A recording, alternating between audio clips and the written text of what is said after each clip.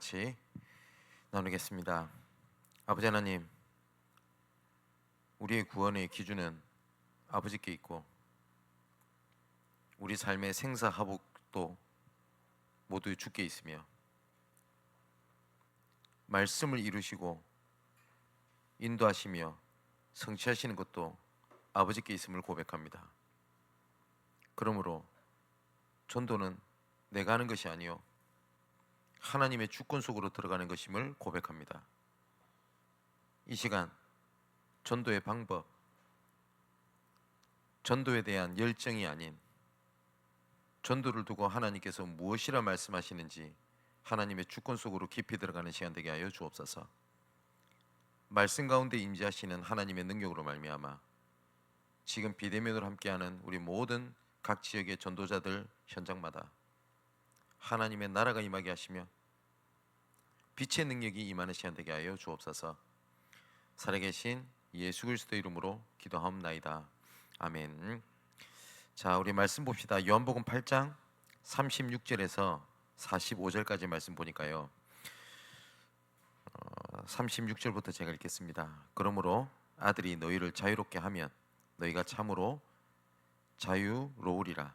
나도 너희가 아브라함의 자손인 줄 아노라. 그러나 내 말이 너희 안에 있을 곳이 없으므로 나를 죽이려 하는도다. 나는 내 아버지에게서 본 것을 말하고 너희는 너희 아비에게서 들은 것을 행하느니라. 대답하여 이르되 우리 아버지는 아브라함이라 하니 예수께서 이르시되 너희가 아브라함의 자손이면 아브라함이 행한 일들을 할 것이거늘 지금 하나님께 들은 진리를 너희에게 말한 사람인 나를 죽이려 하는도다. 아브라함은 이렇게 하지 아니하였느니라. 너희는 너희 아비가 행한 일들을 하는도다. 대답하되 우리가 음란한 데서 나지 아니하였고 아버지는 한 분뿐이시니 곧 하나님이시로다. 예수께서 이르시되 하나님이 너희 아버지였으면 너희가 나를 사랑하였거니와 이는 내가 아버지께로부터 나와서 왔음이라. 나는 스스로 온 것이 아니요 아버지께서 나를 보내신 것이니라. 어찌하여 내 말을 깨닫지 못하느냐? 이는 내 말을 들을 줄을 알지 못함이로다. 너희는 너희 아비 마귀에게서 났으니 너희 아비의 욕심대로 너희도 행하고자 하느니라. 그는 처음부터 살인한 자요 진리가 그 속에 없으므로 진리에 서지 못하고 거짓을 말할 때마다 제 것으로 말하나니 이는 그가 거짓말쟁이요 거짓의 아비가 되었음이라.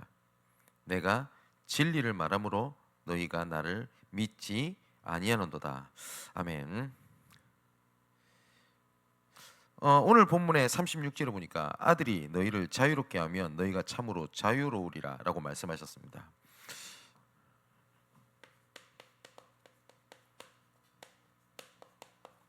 자유롭게 하는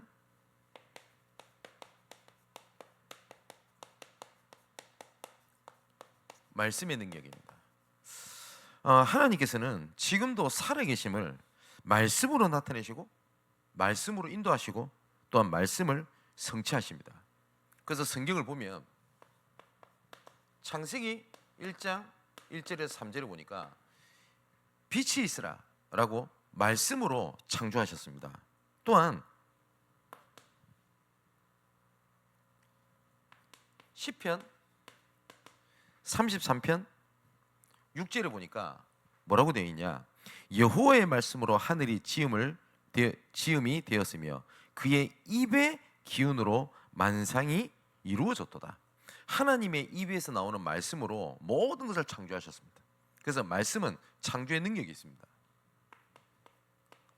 요한복음 1장 1절에 14절의 말씀 보니까 태초에 말씀이 계시니라. 말씀이 하나님과 함께 계셨으니 이 말씀은 하나님이시니라. 이 안에 말씀이죠. 말씀 안에 생명이 있었으니 이 생명은 사람들의 빛이라. 그리고 이 빛이 드디어 오셨는데 9절에 보니까 참빛 곧 세상에 와서 각 사람에게 비추는 빛이 있었는데 14절에 보니까 이 말씀이 육신을 입고 이 땅에 우리한테 거하셨는데 그분이 바로 그리스도이시다 라고 되어 있습니다. 그래서 하나님의 말씀은 재창조의 능력이 있습니다. 3절의 말씀 보니까 세 번째 보니까 이사야 40장 8절에 보니까요, 푸른 마르고 꽃은 시드나 우리 하나님의 말씀은 영원히 서리라 라고 되어 있고요. 마태복음 24장 5절의 말씀 보니까 예수님께서도 이렇게 말씀하셨습니다. 천지는 없어질지언정 내 말은 없어지지 아니하리라. 말씀은 창조의 능력, 재창조의 능력, 영원한 능력이다 라고 성경이 되어 있습니다. 네 번째로 보니까 이사야 55장 11절의 말씀 보니까요, 내 입에서 나가는 말도 헛되이 내게로 돌아오지 아니하고 나의 뜻을 이루며 내가 보낸 일에 형통하리로다. 하나님의 말씀은 살아있기 때문에 성취하는 능력이다 라고 되어 있습니다. 창조의 능력이요, 재창조의 능력이요, 영원한 능력이요, 성취하는 하나님의 능력이라고 되어 있습니다. 분명히 하나님께서, 하나님의 말씀은 이렇게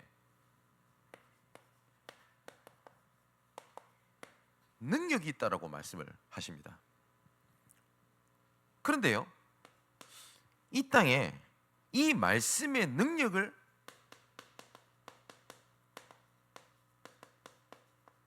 완전히 상실한 시대가 되어버렸습니다. 말씀을 듣고 말씀을 안다고 하는데 이 말씀이 전혀 내 삶 속에서 능력이 되지를 않는 겁니다. 그래서 오늘 본문에도 보니까 유대인들은 예수님께서 말씀하시는 것을 들었지만 전혀 말씀이 생명이 되지 않았고, 말씀에 뭐죠? 생명이 되지 않았고 하나님의 말씀으로 들려지질 않았어요.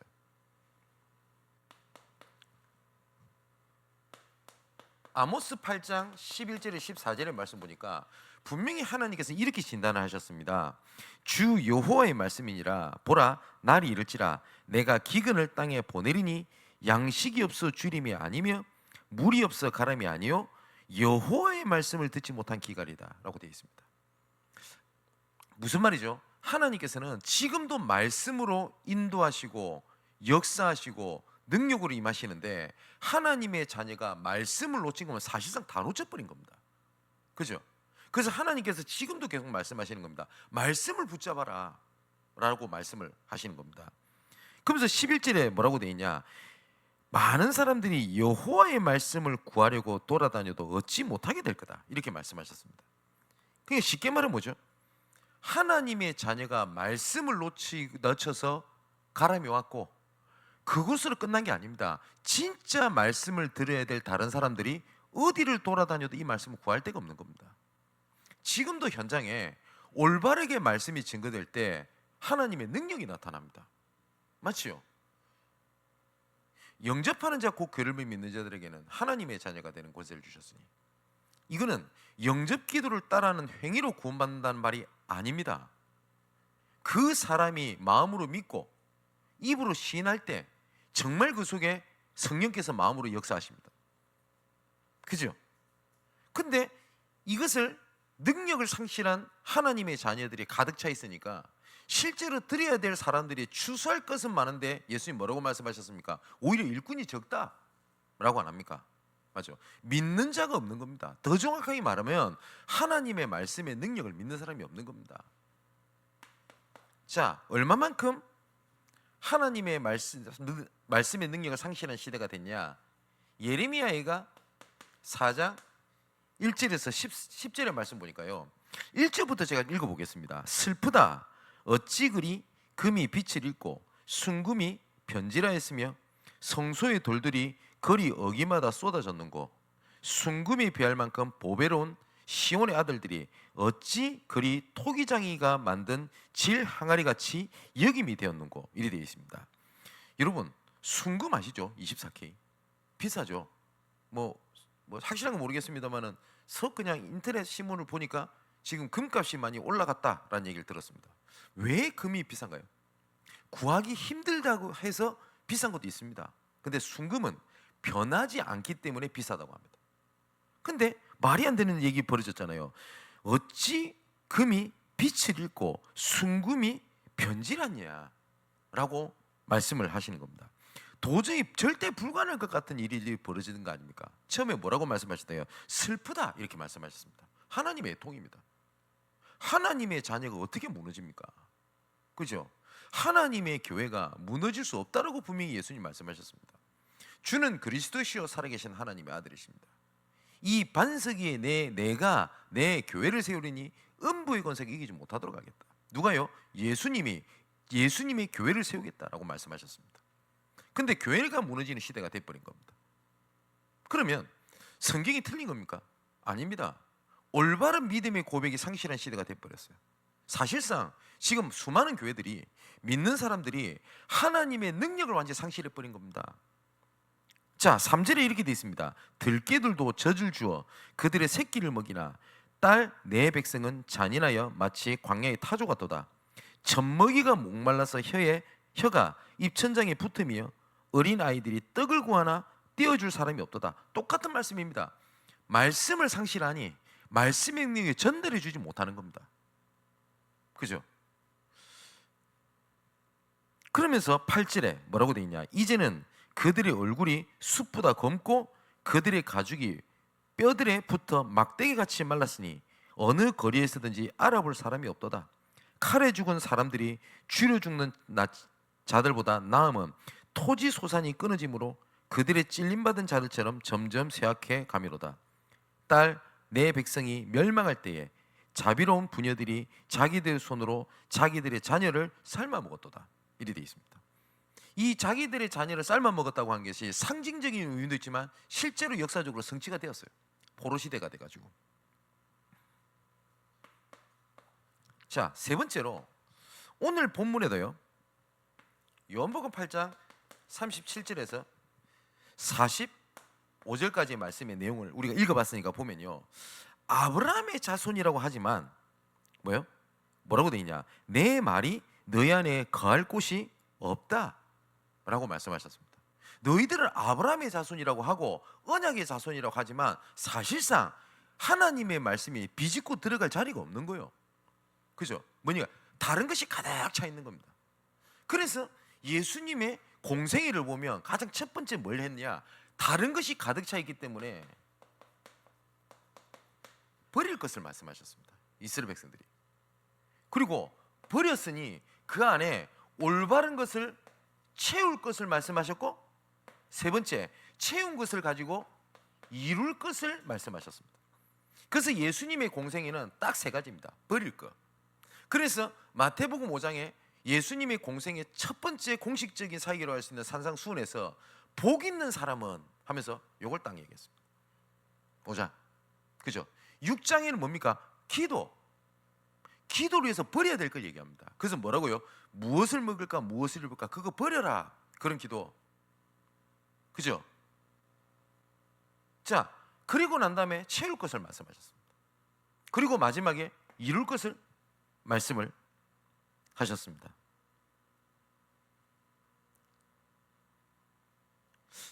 이 사람들은 자꾸 뭐라고 얘기를 하냐니까 우리는 아브라함의 후손이다 라고 얘기를 합니다. 이거는 언약의 대열 속에 있는 자손인 것만 맞습니다.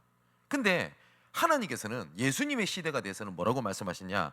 갈라디아서 3장 7절을 보니까 그런즉 믿음으로 말미암은 자들은 아브라함의 자손일 줄 알지어다. 뭐죠? 영적인 아브라함을 말씀을 하세요. 근데 유대인들은 자꾸 뭘 얘기합니까? 우리는 육신적인 아브라함 계속 얘기하는 겁니다.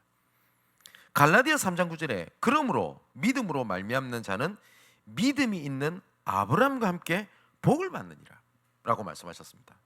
사실상 이 말씀이 상실한 시대가 되었어요. 여기에 상실한 시대뿐만 아니라 다른 말로 말하면 하나님의 말씀이 능력이 상실한 교회입니다. 이거는 교회 당도 맞지만은 가장 첫 번째 교회의 근본인 나 자신입니다. 고린도전서 3장 16절을 보니까 너희가 하나님의 성전인 것과 그랬거든요. 그래서 하나님께서 우리에게 원하시는 건 딱 한 가지입니다. 하나님의 말씀의 능력을 회복하는 시대. 여기도 똑같습니다. 회복하는 교회. 하나님께서 원하시는 소원이 이겁니다. 그래서 우리가 아까 읽었던 것처럼 요한복음 8장 37절의 말씀 보니까요, 내 말이 너 안에 거할 곳이 없으므로 그랬습니다. 그죠? 고린도서 10장 4절에서 6절의 말씀 보니까 하나님을 아는 것을 대적하여 높아진 것을 다 무너뜨리고 모든 생각을 사로잡아 그리스도에게 복종하게 하니 라고 말씀하셨거든요. 제가 매번 말씀 안 드립니까? 이스라엘 백성은 단 한 번도 하나님을 거부한 적이 없어요. 단 한 번도 나는 하나님을 믿지 않겠습니다, 우리는 하나님을 버리겠습니다 라고 말한 적이 없습니다. 지금도 예수님을 대하는 이 대제사장 그리고 서기관 유대인들은 하나님을 믿지 않았기 때문에 예수님을 거부한 게 아닙니다. 그죠? 그랬다면 사실상 불신자와 같은 거고요. 이들은 믿었어요. 믿었는데 왜요? 하나님을 아는 것과 하나님을 믿는 것보다 더 크게 보이는 견고한 진이 있어요. 망대처럼 세워진 게 있단 말이에요. 이게 더 급한 거예요. 그죠? 지금도 똑같지 않습니까? 하나님의 말씀은 이렇다고 해도 하나님의 말씀보다 현실이 더 크게 보이는 겁니다. 그렇죠? 하나님의 말씀과 현실이 부딪힐 때입니다. 어떻습니까? 거의 대부분이 현실을 딱 얘기합니다. 어쩔 수 없다라고 얘기를 합니다. 이거는 우리 강단에서 많이 들었지 않습니까? 사울 왕이 하나님 앞에 버림받는 장면이 나옵니다. 뭐죠? 사무엘이 드려야 될 제사장만이 드려야 될 그 제사를 이 사울 왕이 드려버려요. 근데 어디 성경을 봐도 사울 왕이 사무엘의 자리를 노렸다 라고 되어 있지 않습니다. 성경도 그렇게 평가하고 있지는 않는 것 같습니다. 모르겠습니다, 속사정은. 성경을 봤을 때는 그렇습니다, 제가 봤을 때. 그런데 이 사울 왕은 급했어요. 왜 급했냐? 전쟁을 치러야 되잖아요. 근데 전쟁은 타이밍입니다. 그렇지 않습니까? 공격도 타이밍이라는 게 있어요. 근데 공격 타이밍을 자꾸 놓칠 것 같은 겁니다. 근데 제사는 드려야 돼요. 그래서 뭘 했냐? 그럼 완전히 내가 예를 들어서 그 사무엘의 제사, 하나님을 믿지 않았다면 제사를 무시하고 나갔을 겁니다. 출정을 했을 겁니다. 그런데 어떻게 했다고요? 자기가 제사를 드려버린 거예요. 그죠? 믿었다고요. 믿긴 믿었다고요. 근데 믿음보다 뭐가 더 컸죠? 전쟁이란 현실이 훨씬 더 컸습니다. 지금도 우리의 싸움이 그렇지 않습니까? 그죠? 지금도 말씀과 현실이 부딪힐 때 거의 대부분 현실을 잡습니다. 전도 캠프 때 말씀을 붙잡고 현실, 다시 말하면 현장으로 딱 가잖아요. 그러면 거의 대부분이 말씀이 아니라 내 현장에 드러나는 것에 흔들려 버려요. 그죠? 이번에 그 경기 동남로의 캠프 때 제가 잘 아는 우리 연세 드신 그 여자 전사님이 오셨어요. 참 귀한 분입니다. 그분이 포럼을 하면서 재미있는 그림을 하나 그리시대요. 어떤 그림을 그리셨냐? 저울입니다. 자기 동생을 데려와야 된대요. 근데 자기 동생이 정신문제가 있었답니다. 근데 그럼 정신문제 있는 사람들을 관리하고 하는 이런 어려움이 있을 거 아닙니까? 여기 자존심이 있대요. 자존심이라는 무게와 자기 동생이라고 안 쓰시대요. 뭐라고 쓰셨냐? 생명이라고 쓰시대요. 이 무게 중에 어떤 게 더 무겁겠습니까? 라고 질문했대요, 하나님 앞에. 당연하겠죠. 그죠? 그때 전사님이 생명이라고 하는 것에 잡았대요. 그 다음부터 하나님께서 그 동생을 향해서 하나님이 치유하시고 인도에 가시기를 간증을 하대요. 제가 포럼을 들으면서 이런 생각이 들었어요. 병이 나았구나. 이게 들리는 사람도 있겠다. 근데 저는 이 말씀이 가슴에 들어왔어요. 어떤 게 무게가 더 크겠냐? 여러분 그렇지 않습니까? 말씀이 그래도 내 지금 당장 자존심, 감정이 더 큰 거예요. 그죠? 근데 하나님을 안 믿냐? 믿어요. 근데 그것보다 하나님을 아는 것을 대적하여 높아진 견고한 진, 또 4절에는 뭐라고 되어 있으면 마지막에 모든 이론을 무너뜨리며 세상에서는 그렇게 해야 돼, 인간관계에서는 그렇게 해야 돼, 이런 거 있죠. 이런 거 있죠. 세상에서 절대 친해지지 말아야 될 사람들의 유형, 이런 이론들 많습니다. 또 뭐라고 얘기하죠? 사람은 고쳐 쓰는 게 아니야. 그죠? 그런 이론들이 하나님의 말씀보다 훨씬 더 큰 겁니다. 사실상 우리가 뭘 회복해야 되냐? 말씀과 현실 앞에 말씀을 붙잡는 믿음입니다. 그죠? 자, 두 번째입니다. 요한복음 8장 39절에서 40절의 말씀 보니까 이렇게 돼 있죠. 대답하여 이르되 우리 아버지는 아브라함이라 하니 예수께서 이르시되 너희가 아브라함의 자손이면 아브라함이 행한 일들을 할 것이거늘 지금 아버지께서 들은 진리를 너희에게 말한 사람이 나를 죽이려 하는도다. 아브라함은 이렇게 하지 아니했다라고 되어 있습니다. 그러면 도대체 아브라함이 뭘 했는지 봐야 될 거 아닙니까? 그죠? 자, 아브라함이 뭘 했는지를 성경 구절 몇 가지로 보겠습니다. 창세기 15장에 보니까 6절에 아브라함이 여호와를 믿으니 여호와께서 이를 의로 여기셨다라고 되어 있습니다. 아브라함이 믿었대요. 아브라함이 뭘 믿었죠? 뭘 믿은 겁니까?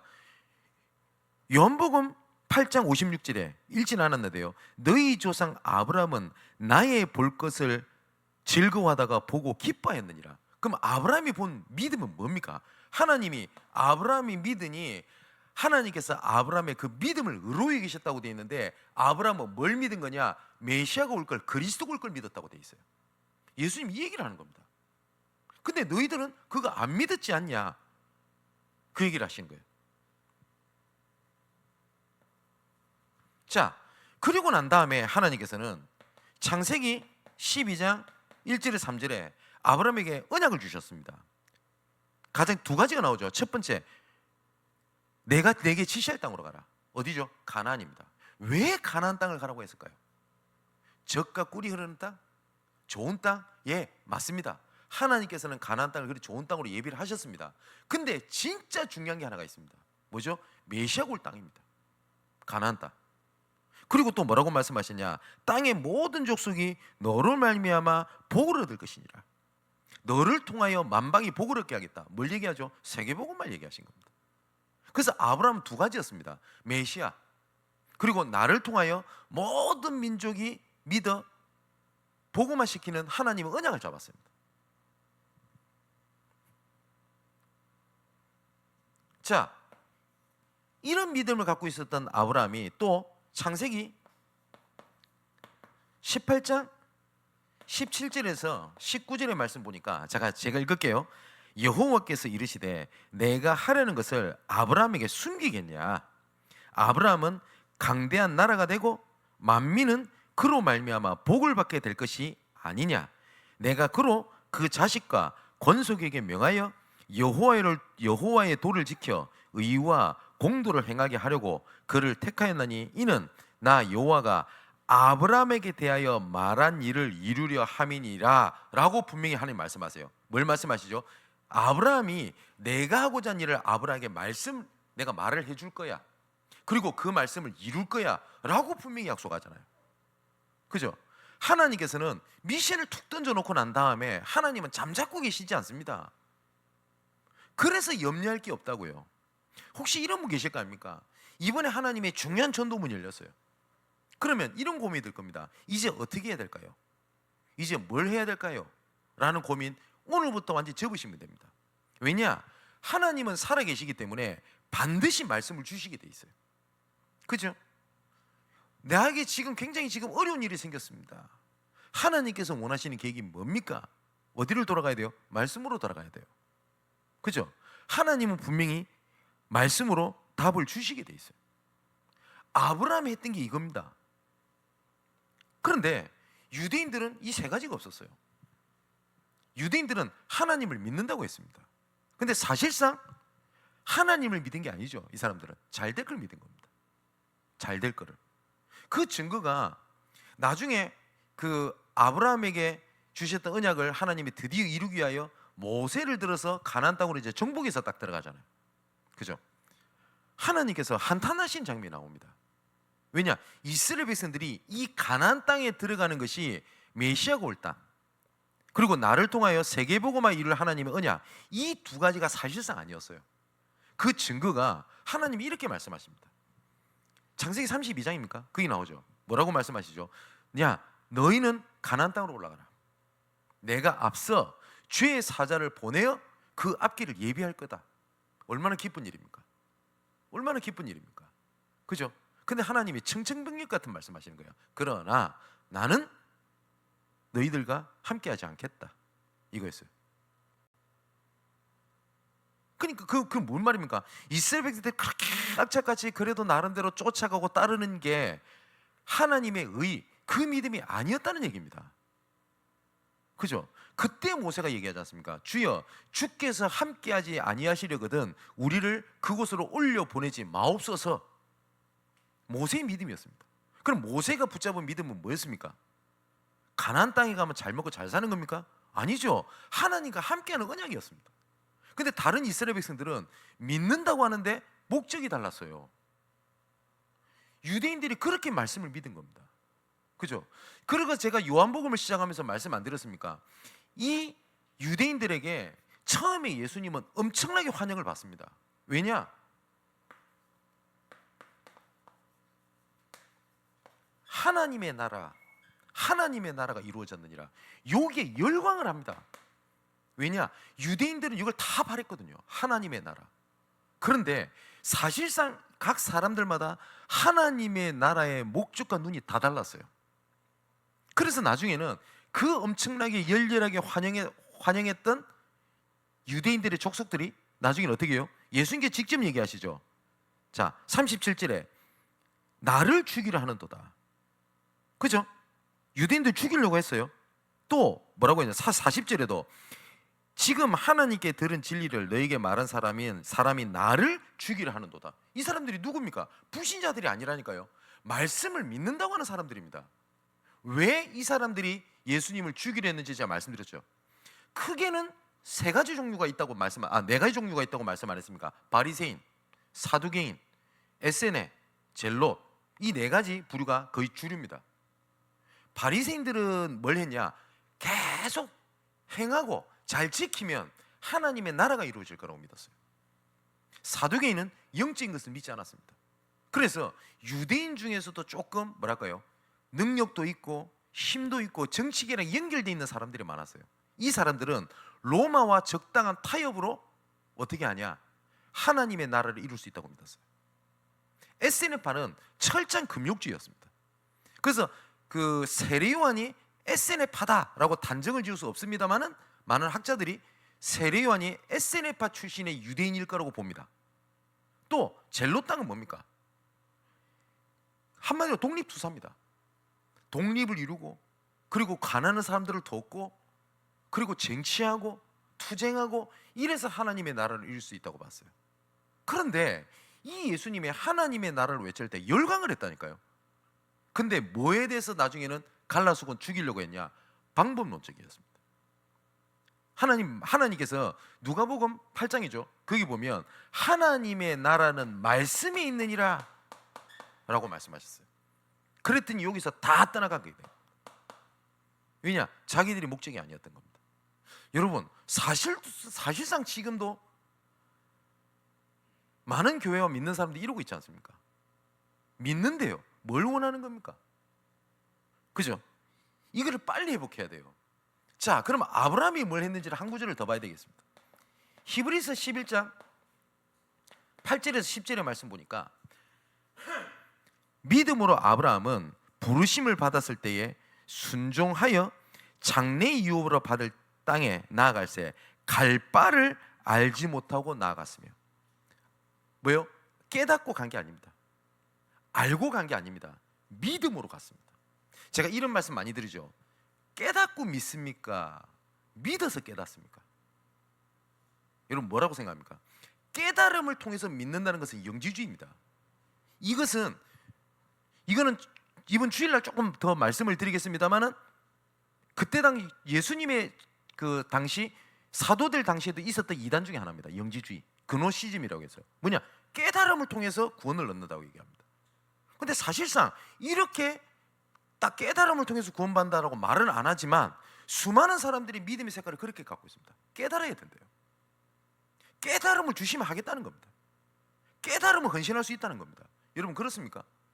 성경은 깨달음을 얘기 안 합니다. 믿음. 그래서 아브라함이 행한 게 뭡니까? 부르심을 받을 때에 뭐요? 갈 바를 알지 못하고 갔다라고 되어 있습니다. 그래서 9절에 믿음으로 그가 이방의 땅에 있는 것 같이 약속의 땅에 거류하여 동일한 약속을 유업으로 함께 받은 이삭과 야곱과 더불어 장막에 거하였으니 이는 그가, 잘 들어보세요, 하나님이 계획하시고 지으실 터가 있는 성을 바랐음이니라. 아브라함은요, 내 피를 위해서 움직였던 게 아니었어요. 하나님이 계획하시고 지으실 터가 있는 그 성을 바랬다라고 되어 있습니다. 그게 아브라함이 행한 일입니다. 그래서 이 얘기를 하시면서 너희들은 그렇게 하지 아니하냐 그러면서 얘기하신 겁니다. 나는 아버지께서 말하는 것을 보고 말하는 거고 너희는 네 애비가 말하는 대로 행하고자 하지 않냐라고 말씀하시면서 44절에 이 말씀하신 겁니다. 너희 아비 마귀 딱 얘기를 하신 겁니다. 자, 그렇다면 하나님께서는 말씀의 능력을 상실한 시대에 말씀을 회복하는 시대로 부르셨는데 말씀의 능력을 회복하는 우리가 올바른 시작을 해야 되겠습니다. 가장 첫 번째가 있습니다. 말씀을 주신 목적이 있습니다. 말씀을 주신 목적. 하나님께서 우리가 성경 66권을 주신 목적이 있겠죠. 분명히 모든 글에는요 목적이라는 게 있습니다. 목적을 상실하고 다른 걸 열심히 아는 걸 보고 헛방이라고 그럽니다. 그죠? 그리고 어떤 책을 읽었을 때 그 책에 대한 중요한 것은 다 놓쳐버리고 목적은 놓쳐버리고 다른 지식을 아는 걸 보고 헛똑똑이라고 얘기합니다. 그 제가 한번 이 얘기하면 꼭 생각나는 게 있는데 여러분 황순원의 소나기라고 하는 그 소설 아십니까? 아시죠? 그래서 시골에서 살고 있는 남자애와 도시에서 올라온 여자아이의 풋풋한 어린아이의 사랑 얘기 아닙니까? 그래서 여자애랑 둘이 약간 지금으로만 썸을 탈 때 여자애에게 이 시골 남자애가 뭘 주죠? 무를 주자, 무.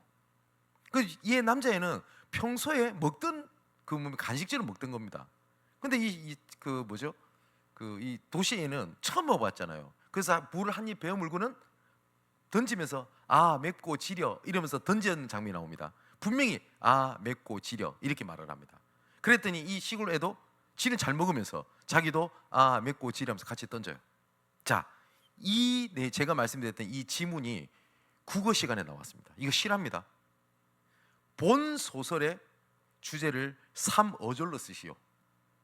그 말은 그 내용만 알면 그 책의 내용 전체 내용을 알고 있다는 전제 문제를 낸 거죠. 그죠? 왜냐 필독서였으니까 3어절로 쓰시오. 그럼 답은 뭐라고 해야 됩니까? 뭐 쉽게 말하면 아이들의 순수한 사랑 3어절이죠. 그죠? 3어절. 어절 아시죠?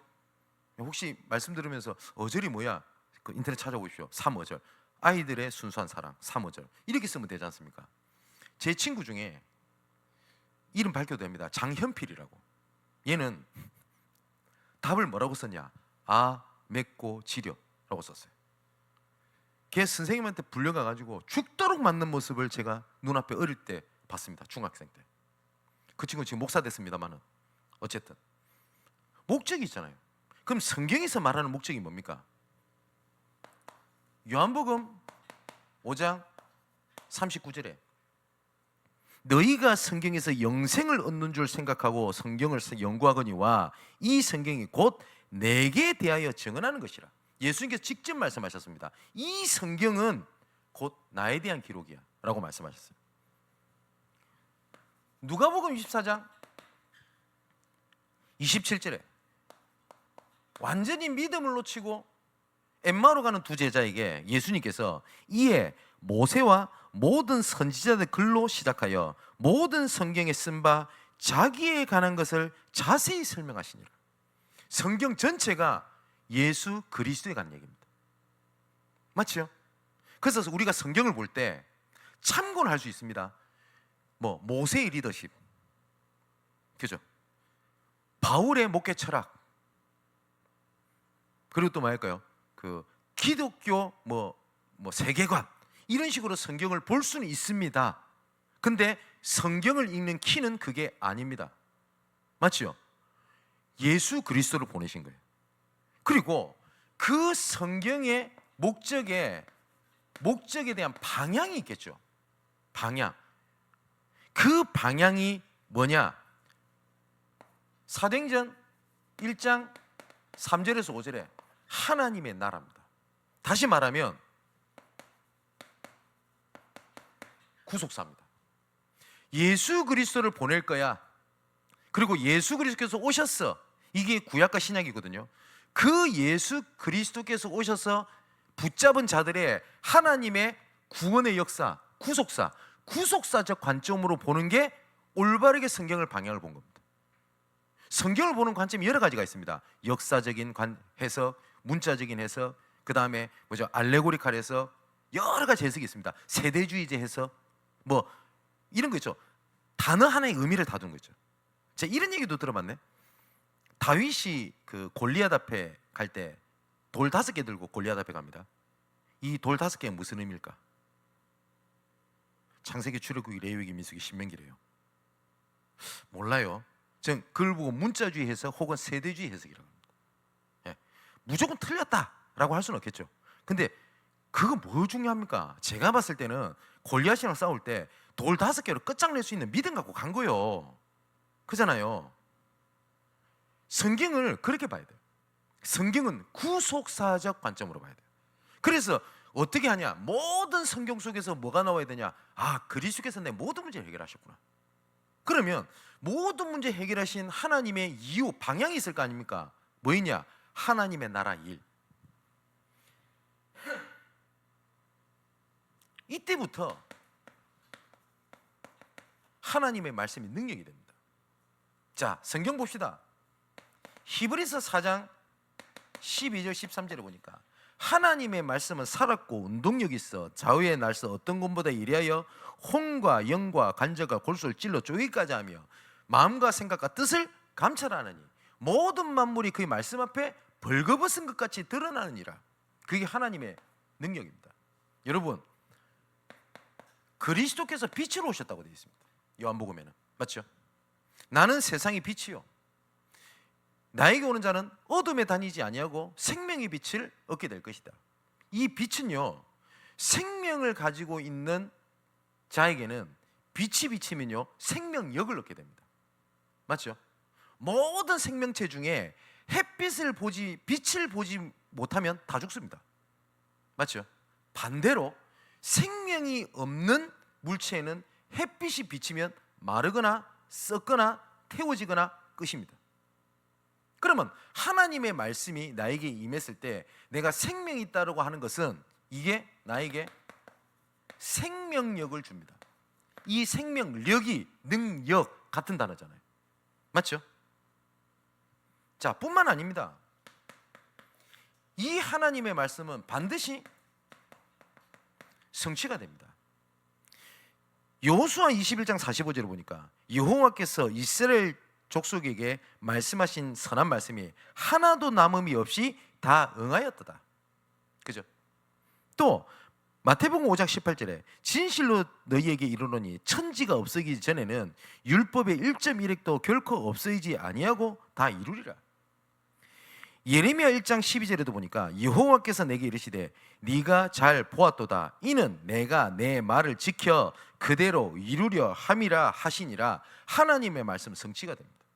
그렇다면 우리가 봐야 될 눈이 뭐죠? 문제가 왔으면 어디로 돌아가야 돼요? 말씀으로 돌아가야 돼요. 응답이 왔으면 어디로 돌아가요? 말씀으로 돌아가야 돼요.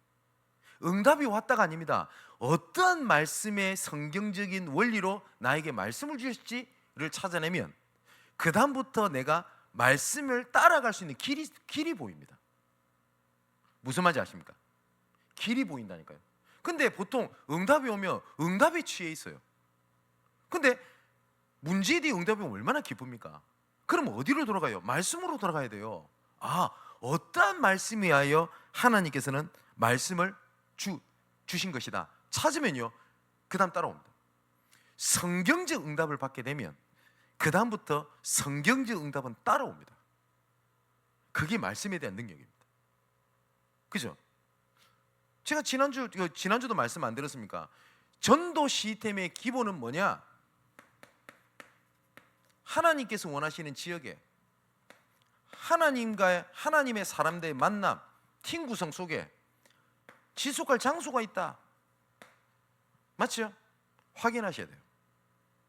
이게 진짜 맞냐? 성경이라면 있을 거 아닙니까? 그죠? 말씀대로 이루시는 겁니다. 마지막 결론입니다. 그렇다면 오늘 43절에 예수님의 중요한 말씀이 있습니다.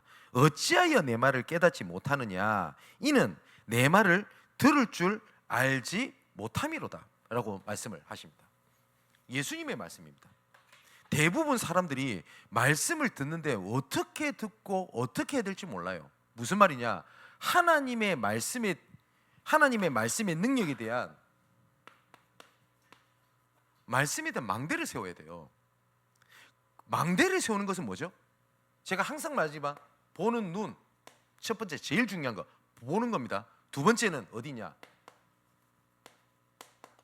방향입니다. 아무리 올바르게 높이 망대를 세워도 방향이 틀리면 못 봐요. 망대를 세우는 첫 번째 목적이 뭐냐? 보는 겁니다. 더 정확하게 말하면 미리 보는 겁니다. 두 번째는 뭐죠? 방향입니다. 필요한 방향에 세워야지 보입니다. 그잖아요. 제가 주일날 좀 말씀드렸는데 어떤 아버지가 너무 예수 믿다가 실족해가지고 병실에 앉아가지고 병실에 일이 있었다 안 합니까? God is nowhere. 하나님은 어디든지 없다. 어디에도 없다. 아들이 딱 왔대요. 그래서 이거를 바꾼 겁니다. 어떻게 바꿨냐? W를 옆으로 딱 당깁니다. God is now here. 똑같은 상황에서 보는 게 다르잖아요. 그죠? 이걸 보고 우리가 사모늘이라고 얘기를 합니다. 우리가 사람을 봤을 때도 문제로 보냐? 자, 또 지우겠습니다. 문으로 보냐? 달라요. 근데 거의 대부분 뭘로 보냐? 문제로 보는 겁니다. 이번에 경기도 동남로에 때 어떤 중국인 여학생을 만났어요. 근데 이 친구 성격이 좀 독특하대요. 그러니까 조선족이고 한국에 오니까 학력 인정이 안 되니까 그 검정고시 학원을 다니고, 그리고 중국에 이게 있다 보니까 한국에 오다 보니까 얼마나 외롭습니까? 그러니까 몰라요. 뭐 그 친구 말이니까 얼마 전까지 내가 담배도 폈고, 이 학생이 19살인데 뭐 보니까 술을 좋아한대. 그럼 보니까 19살이 술 맛을 알아요. 술도 맛있고 그 친구랑 돌아다니고. 많은 사람들이 얘를 보고 뭘로 봤냐? 문제로 봤어요. 그죠? 그런데 이번에 제가 예배 캠프를 가는데 얘가 반응을 하는 겁니다. 그 반응하는 것 때문에 이 아버지가 예수 믿게 됩니다. 그때 어떤 생각이 들었냐? 아, 얘는 문이구나. 얘는 문이구나. 그래서 이 친구한테 문이라고 생각을 하고 제가 몇 사람에게 얘 지역 있는 현장으로 들어가 봐라 라고 얘기를 했어요. 엄청난 문과 응답이 있었던 게 아닙니다. 중요한 건 첫 번째, 문이 있다는 걸 확인했고요. 이 친구가 하는 고백입니다. 지금까지 어느 누구도 나를 전도의 문으로 봐준 사람이 없었대요. 근데 이번에 목사님이 나를 전도의 문으로 봐주셨습니다. 거기에 애가 감격한 거예요. 그랬더니 자기 주변에 문이 많다는 것들이 보여지게 된 겁니다. 여러분 어떠십니까? 그게 망대입니다. 망대. 말씀을 어떻게 잡아야 되죠? 여러분, 말씀은 판단하라고 주신 게 아닙니다. 살리라고 주셨지. 맞죠? 창세기 3장 문제 판단하라고 주신 게 아닙니다. 원인을 분석해서 살리라고 주신 겁니다. 근데 우리는 뭐라고 하죠? 창세기 3장 문제야. 영적 문제야. 어쩌라고요? 그렇지 않습니까? 자, 우리가 지금 요한복음 8장에 보면서 안 봤습니까? 이 7장 8장 넘어가면서 가나마다 붙잡힌 여자가 왔어요. 전부 다 이 사람을 정죄하는 데 말씀을 다 사용했어요. 모세의 율법에 의하면, 맞죠? 근데 하나님께서는 성경에 분명히 여호와께서 율법을 주신 이유는 살리라고 주신 건데 모든 유대인들을 뭐 하고죠? 판단하고 죽이는 데 썼어요. 맞죠? 자, 아까 말했던 이 친구 문제 있어 보입니다. 이 학생이 그러면 안 되죠. 맞죠? 그리고 그렇게 살면 안 되겠죠. 맞습니다. 그런데 하나님은 이 친구를 분명한 계획을 갖고 부르셨거든요. 근데 어떤 누구도 나를 문으로 봐준 사람이 없었다. 근데 이번 전도 캠프 때 나를 문으로 봐주셔서 너무나 감사합니다 라는 고백을 했어요. 저는 그 친구가 고백했던 마음이 제 가슴을 맴돌아요. 그리고 저도 하나님 앞에 회개한 부분들이 많았습니다. 저도 문제구나 이렇게 본 적이 많았었거든요. 우리 그렇지 않습니까? 망대, 너희들은 말씀을 어떻게 받는지 모르는구나. 예수님께서 그렇게 말씀하셨어요. 그리고 여러분, 저와 여러분 주위에 생명이 살아나게 되면 그 다음부터 모든 것이 다 다르게 보입니다. 한 가지 예를 들어볼까요? 여러분, 우리 교회 특히 우리 전사님 도영이라든지 지금 신생아들 많이 태어났지 않습니까? 그냥 태어나지 않죠? 출산 준비하잖아요. 그죠? 젖병, 기저귀, 그리고 씻는 솔, 또 있습니까? 오만 거 떼만 거 준비 다 하잖아요. 뭘 기다리는 거죠? 이거 기다리는 겁니다. 생명. 딱 생명이 태어나면 그 전에 준비했던 모든 것이 그때부터 활용이 돼요. 맞죠? 그런데 아닌 말로 생명이 안 태어나면 어떻게 됩니까? 준비했던 모든 것 그냥 쓰레기입니다. 활용할 가치가 없어요. 하나님께서 내 인생의 모든 것을 준비하셨다. 아멘, 맞죠? 모든 것을 하나님이 준비하셨다라고 하는 것을 언제 확인할 수 있냐? 생명이 얻게 되면 하나님이 나를 이것 때문에 준비하신 거구나, 상처가 아니구나, 그게 보입니다. 맞죠? 모세가 애굽에 대한 상처가 어느 날 하나님께서 생명을 얻는 출애굽이라고 하는 언약을 붙잡고 난 뒤에 하나님이 이래서 나를 준비하신 거구나. 맞죠? 자, 요셉이 했던 고백입니다. 놀라지 마시고 두려워하지 마십시오. 나와 우리 가정의 생명을 구원하시기 위하여 여호와께서 나를 앞서서 보낸 겁니다. 요셉은 처음부터 딱 형들이 시기할 때 아니면 물 웅덩이에 처박힐 때 그래, 하나님이 애굽에 날 총리를 세우려고 이렇게 했을 거야, 알았을까요? 몰랐어요. 하나님이 생명 얻을 때가 됐을 때 모든 것들이 하나님이 준비하셨다는 게 이해가 됩니다. 사랑하는 성도 여러분, 왜 나는 상처가 많을까요? 왜 내 인생에 굴곡이 그렇게 많을까요? 내가 안 믿어서 그렇습니까? 아니면 사단 때문인가요? 그럴 수도 있겠죠. 하지만 맨 모든 것에 일어난 마지막 끝에는 근본은 뭐가 있습니까? 하나님의 절대 주권. 그 하나님의 절대 주권 뭐가 있죠? 하나님의 절대 계획이 있어요. 그 절대 계획이 어디 있다고요? 생명 살리는 게 있습니다. 그죠? 생명을 얻을 때 그때부터 하나님은 나를 모든 것을 준비하셨지 나를 그냥 두시지 않은 거라는 걸 알게 됩니다. 그게 우리가 말씀을 받을 때 방향입니다. 어찌하여 내 말을 깨닫지 못하느냐? 이는 내 말을 들을 줄 알지 못함이니라. 우리가 말씀을 듣는 방향입니다.